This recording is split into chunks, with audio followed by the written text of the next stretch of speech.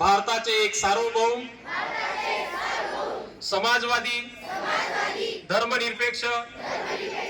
लोकशाही गणराज्य घडविण्याचा व त्यांच्या सर्व नागरिकास सामाजिक आर्थिक व राजनैतिक न्याय विचार अभिव्यक्ती विश्वास श्रद्धा व उपासना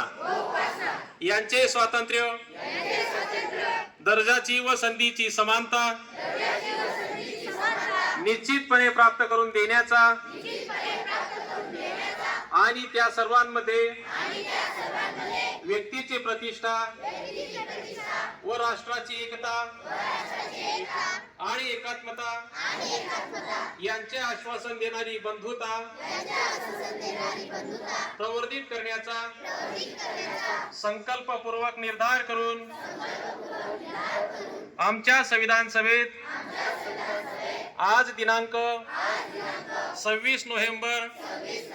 1949 रोजी याद्वारे हे संविधान अंगीकृत आणि अधिनियमित करून स्वतःप्रत अर्पण करीत आहोत. जय हिंद.